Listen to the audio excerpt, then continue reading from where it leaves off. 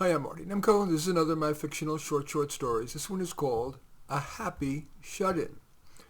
I had been proud that at age 72, I could still ride my bike all over the place, including with a bag of groceries. But then a parked car opened its door into me, which shoved me into the middle of the street, and another car ran over me. So I'm in a wheelchair for life. I'd never been very social, but I've been a member of a couple clubs. I chat with people in the supermarket and so on. And I promised myself I wouldn't let being a paraplegic stop me. So for a while, I did as much as possible while wheeling myself around.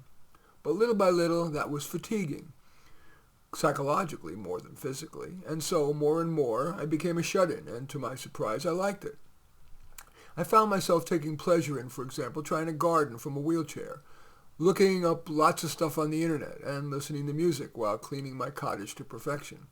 The problem was my neighbor, Harriet. As she saw me spend more and more time at home, she went on a mission to get me out. To appear progressive, she suggested I take a salsa class.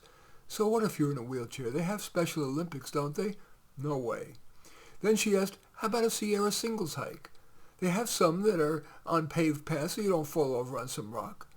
I'm not that social nor into nature. It's boring. Finally, she tried the nuclear option. Okay, you're coming with me to the Queen tribute concert. I just bought our tickets. It's almost sold out, so we're in the left balcony, row X, and Ticketmaster acts like a scalper. When I looked 2 days ago, the seats were $60. Today I had to pay $118, but I figure you only live once, and if I bought your ticket, you'd feel you had to go. I did. It was ridiculous. Not only was the band deafening, so was the screaming crowd.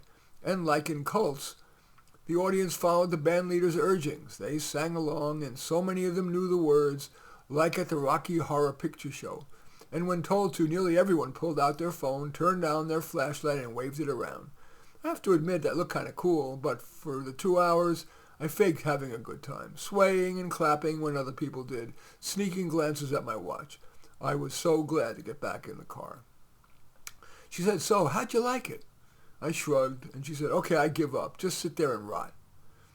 I said, just because I'm not living your way doesn't mean I'm rotting.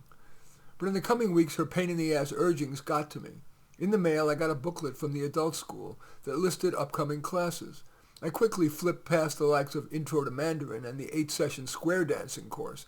But just maybe I could see myself taking the music appreciation class. In any event, that story is called A Happy Shut-In. As usual, I welcome your thumbs up and accept your thumbs down. I always look forward to your comments and especially like it if you hit the share button below. Share on your social media so that my efforts can have broader impact. And I am flattered if you choose to subscribe to my channel. And certainly would welcome you taking a look at any of my 34 books.